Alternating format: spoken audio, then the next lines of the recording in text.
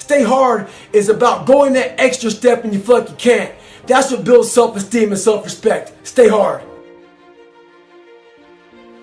If you walk into any kind of event, whether it be physical or mental, if you walk in with already putting that block on your mind of, man, this ain't gonna happen.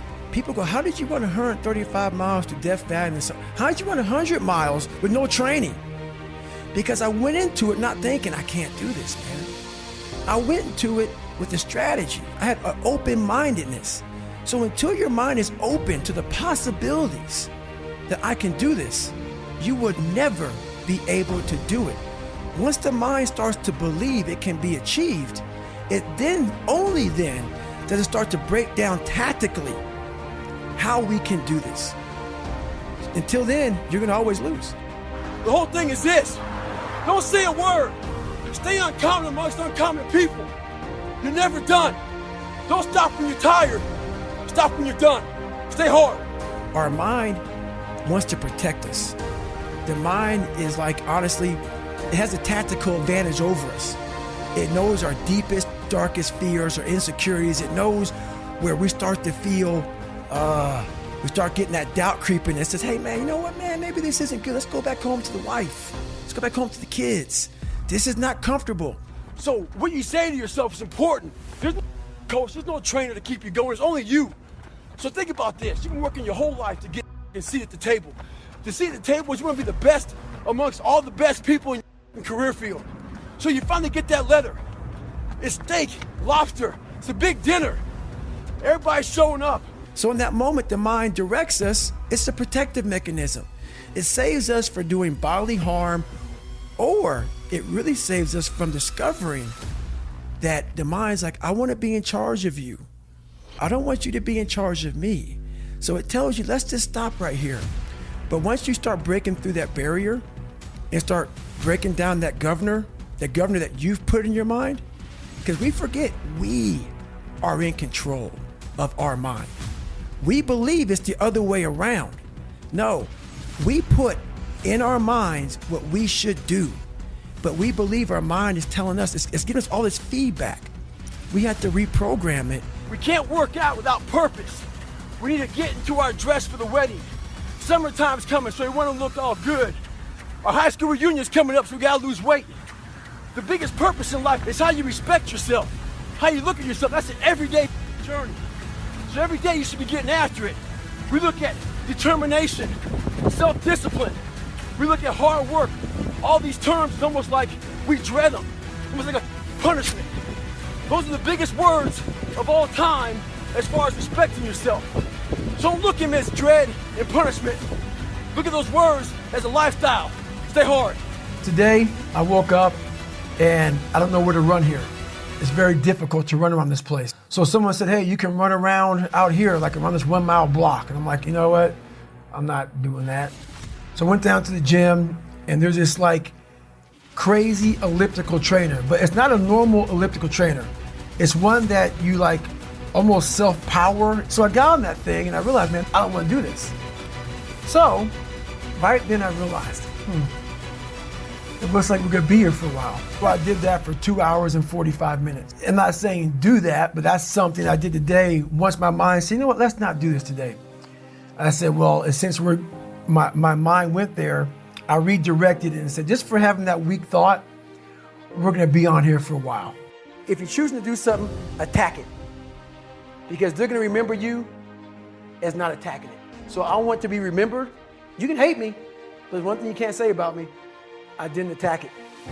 So that's the mentality to have. If you're gonna do something, you might as well attack it, because you can do it anyway. So I'm getting ready to board my plane yesterday, and this NFL football player comes up to me. He goes, Goggins, can I ask you a question? How do you keep that dog mentality? I said, let me ask you a question. When you were younger, what did you want to be? He said, an NFL football player. But once I got there, I lost that dog mentality. He had a finish line in his brain. Guess what? A true dog mentality, I have a dog at home. I can feed that all day long. He never gets full. It's not enough you made to the NFL. Be an MVP. It's not enough you ran a 5K. Win a 10K. It's not enough you became a doctor. Be a better doctor. It's not enough you lost 50 pounds. Go out there and do something with it. Guess what? It's 109 out here, but guess what? It's not enough. Stay hard. We live in an external world. Everything is you got to see it, touch it. It's external. If you can, for the rest of your life, live inside of yourself. Stop listening to people who are calling you fat. Everything that is makes no sense. All these insecure people putting their insecurities on you, you got to flush it out. You got to just be whoever the hell God or whatever the hell you believe in. If you believe in nothing but yourself, I don't care what it is. You got to take everything and throw it away. You have to believe in one thing, and that is yourself. And I'm not saying don't believe in God or what you believe in, but right now, for you to find greatness in yourself, you're not going to find it by looking in a book or by even hearing me. I may give you the spark, but you've got to go inside yourself to find it. And that means you gotta be quiet. Stop talking, search your soul, search your mind, search your abilities, and you'll find it. But if you're not looking for it, you won't find it. So you gotta go start your journey. And the journey starts with you finding, why am I here? And if you don't know that, you will live the rest of your life searching, always asking the question, why? A lot of you are trying to find inspiration and motivation with a depressed mindset. You're depressed because you're not doing it yourself. You don't find inspiration by not living in the grip of life. You need to live in the grip of life to find inspiration. Put challenges in front of yourself. When you put a challenge in front of yourself and you attack it, that's when you find inspiration. Try to be 10% better than you were last week. So if you're running 30 miles a week, run 33. If you're swimming 500 meters, swim 550. The more you walk away from accountability, the weaker you become. Find yourself in the grip of life. You can't find yourself by doing nothing. If you're willing to suffer, and I mean suffer, your brain and your body, once connected together, can do anything. And this 30 miles was the life-changing moment. I was out of it. I was in the worst pain in my entire life. I was, to me, on the brink of death. And I was able to chunk this 30 damn miles into small pieces. I was so driven, and I'm not gonna say motivated because motivation's crap. Motivation comes and goes. When you're driven, whatever's in front of you will get destroyed. So I sat in this chair and I was so driven to succeed in this race. And at this time, everybody goes, were you thinking about the guys that died? And I'm not gonna lie to you, I wasn't. This became a personal thing. This became me against this race, me against the kids, and me against me. It just became something that I took so violently personal.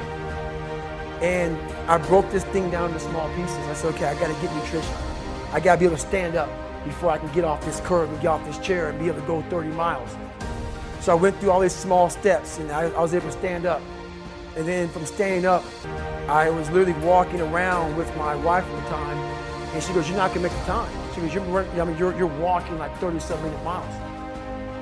I got to mile 81, and the second she said that I'm not gonna make the time, I ran the last 19 miles, nonstop.